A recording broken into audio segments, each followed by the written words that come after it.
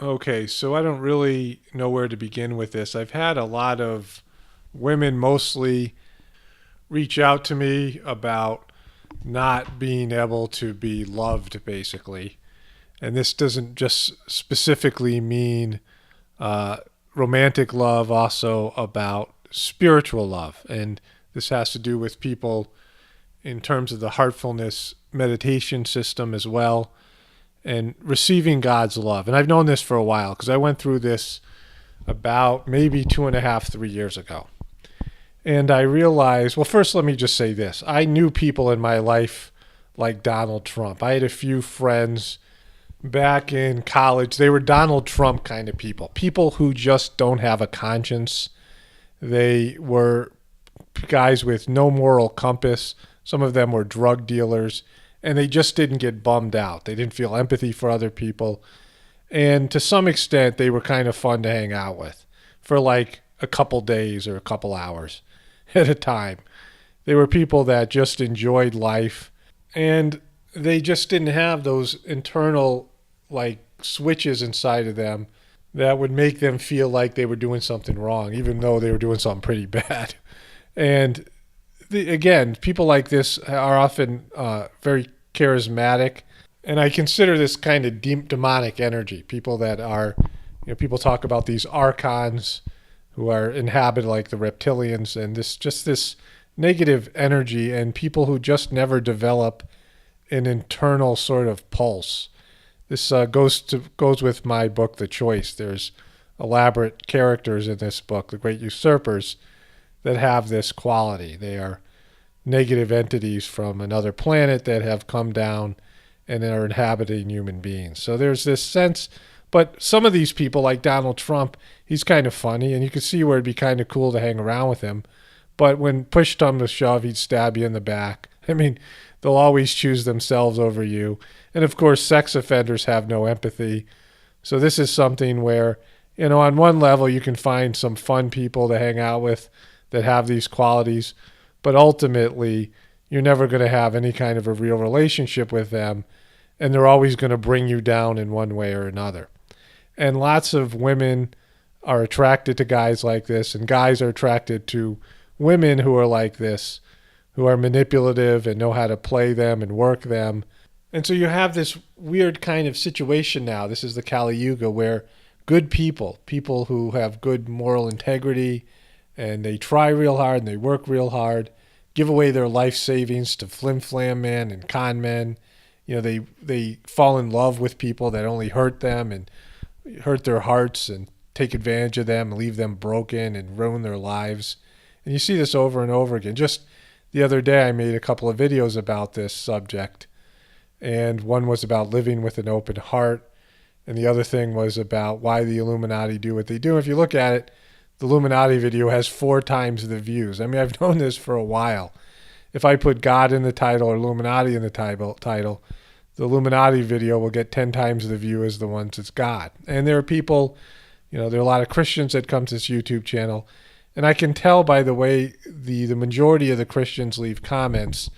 I would say about 75% of Christians are more attracted to the Old Testament God because they say they love Jesus, but they don't talk about Jesus' teaching and embody Jesus' loving heart and his compassion and just the beauty that Jesus presented as his Father, as God the Father. This benevolent God that loves and forgives. But most of the people, I would say like 75% of the Christians, are attracted to this sort of wrathful God, the God that's presented in the Old Testament. The eye for the eye God, the guy that's punishing all the people all the time. Completely two different gods presented in this book. And they're not supposed to be together, these books. I've talked about that in the past. But this is across the board. It's not just about Christians. Of course, lots of people have this issue. And most people believe that they don't deserve God's love. And especially good people. People who have empathy, people who have a conscience. And it's something that when you live with an open heart, after a while, you begin taking responsibility for other people's mistakes. There's that famous Chris Rock comedy, this comedy routine he did about black people and being embarrassed for a certain segment of the black population. But this is a human problem, because when you become a sensitive person, a conscious person, you start getting embarrassed for things that human beings do all the time. And you feel like responsible for it. You feel bad yourself. You feel guilty. You see something in a movie, you're like, makes you feel bad about yourself. And this is the problem with living in the Kali Yuga. So many people have these issues where they have guilt and shame they've brought in from a past life or things that they've done in this life. And I've talked about this. This is something that controllers do. Talked about this in my book, The Choice, quite extensively. And that is, you see this as a system they used in crime families, but the controllers use it, where they get you to do something you're ashamed of. And they do it along with you, but they don't care. They have no guilt, they have no shame. And then they say, we'll tell everybody what you did if you don't do more of this, if you don't go over to the dark side. That's how they take all these good people who aspire to make the world a better place as politicians, and they get them involved in some crooked deals and child abuse or something. They get them involved in cheating on their spouses, whatever it is. And then they use that as a wedge to drive them to the dark side. They do this collectively for all of us. They show us this smut in movies and on TV. They show us things that make us ashamed, make us embarrassed, make us feel like bad people. And then they use these guilt and shame and things to drive us over to the dark side. That's happening collectively for all of us. And so the remedy for this, and people who are struggling with the heartfulness system, because a lot of people just don't think they deserve God's love. And that's what you're getting when you do this meditation, the heartfulness meditation. You're getting dosed with God's love. Really what you're getting is nothing. God's love is the most subtle thing in the universe. It feels like nothing, but it's like when you eat junk food your whole life and then you eat something healthy, you feel great. You're like, wow, I feel much better. But if you ate organic, healthy food your whole life, you wouldn't even know it's healthy because you have nothing to contrast against it. But to get the things you want, to live a good life, to live a life where you're treated the way you deserve to be treated. Of course, I've talked about this before. Most saints, pretty much all saints in one level or another, get mistreated, but they always have God's love. They are dosed with God's love. They have a spiritual support system around them. But if you're feeling lonely, you don't feel God's love, and you're attracting people to you that just run you down and abuse you, it is because within your own belief system and your impressions, your samskaric makeup, you dislike yourself. Most people hate themselves. Most good people hate themselves. And then you draw to you people that treat you like you just think you deserve to be treated. So this stuff has to be cleaned out. Anything like this has to be cleaned out. And when it comes back out of you, it's going to feel a little bit unpleasant. So people who engage in therapy or engage in spiritual practices and try to root this stuff out, as it gets cleaned out, it feels bad, and you often feel like, I got to quit because this stuff is making me feel bad. You blame it on the therapy, you blame it on the spiritual practice, and this happens for people who do heartfulness in terms of the cleaning process. Because the cleaning process can feel brutal because it's removing unpleasant things from inside you, and once it's gone, you feel great. When it's gone, you feel light, and then you can absorb more of God's love because a vacuum's created. Something is removed. They give the example of, you can't fill a cup. Let's say you have a jar full of gas, and you wanted to pour, tea into it or milk or something.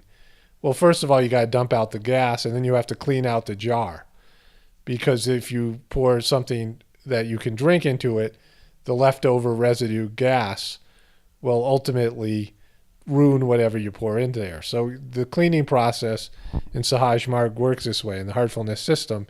It cleans out any impressions and any things that don't belong there, and then you can be filled with this transmission in God's love. And it's worth it. For me, it was totally worth it doing it, the system, but I've gone through horrific things cleaning-wise where I felt really, really, really bad. I mean, I can't even describe how bad I felt. Of course, people know I went through a difficult period when I was in India. My marriage crumbled and our family's dream crumbled, and I had to start over, and like a lot of things came up for me. Bitterness towards God, things that I buried deep inside me was excised out through the cleaning process. But now I just feel so much better, and my life is just so much better, and I'm so much happier. And so, again, you have to pay a price. If you want something, you have to give something up. And so, if you want happiness, well, you got to throw out all the things inside of you that are preventing you from being happy, because you're creating your life and your existence from the inside out. And if you don't like your exterior life, it's because what's inside of you is creating that life and has to be changed. And you can go through the long process of therapy, which may or may not work, or try other cleaning practices, other spiritual practices, I don't know, religions and things, I don't know. And there's different methods, but for me, it's been the heartfulness system. It works for this specific purpose, to clean out everything that blocks you from connecting to God and allows you to connect to God. And then you learn mental discipline, and you throw out the guilt and shame that's inside of you, any of these negative qualities. And then your life changes because what's inside you changes. And that's a beautiful thing. But again, there's some unpleasant periods that you have to go through. The cleaning process, when anything comes out that doesn't feel good, you experience what it feels like. If you have fear in your system, well, you feel the fear as it comes out through the meditations, through the cleaning, through your life, your experiences in your life. If you have anger, the anger is going to come up. It has to be pulled to the surface, and you'll experience it to whatever degree, and then it is removed permanently, and you no longer have to carry that burden around with you. But you have to work. So it takes work. You have to push through these types of things. This is spiritual life. People who are on the spiritual path, people who want to aspire to a higher level of consciousness, you have to clean out, and you have to pay whatever price it is that for mistakes you've made in the past so that you can move forward. All right, so I guess maybe I'll cover this more in future videos, but anything that's on the inside of you that isn't supposed to be there, your soul is going to create life after life until you get rid of them. And so eventually you have to do this. It's not optional. Like if you know that you have to face up to something, you know it. You know that you've been carrying these things around inside of you. You're scared of them. You don't want to deal with them. You don't want to put in the work or whatever. This is natural. It's an inclination of the people. It's stuff that you stuffed deep down inside of you, painful memories, abuse, just negative self-image, things that were painful to experience the first time, and you stuffed them, buried away deep inside of you or whatever, maybe from some past existence, and they scare you, and they're like demons and monsters, and you don't want them to come back up to the surface because you don't want to feel that again. You felt it once, and you never want to feel it again, but it has to come out. It's inside of you. You have to find a way to cleanse it. There again, this is a good system for that, the heartfulness system, but it doesn't come without any sort of negativity. It doesn't come out without experience this to some degree. But the system itself supports you, the transmission, and it does it in the most painless way possible. And so it's been wonderful for me. But again, it's not like drugs. You can go take drugs that make you feel good physically. You know, crack, what's that new drug? The drug that killed Prince that's 50 times stronger than heroin. Yeah, that makes you feel good. It stimulates your pleasure centers or whatever, serotonin, get, these things going, your own dopamine and things that are within the human system.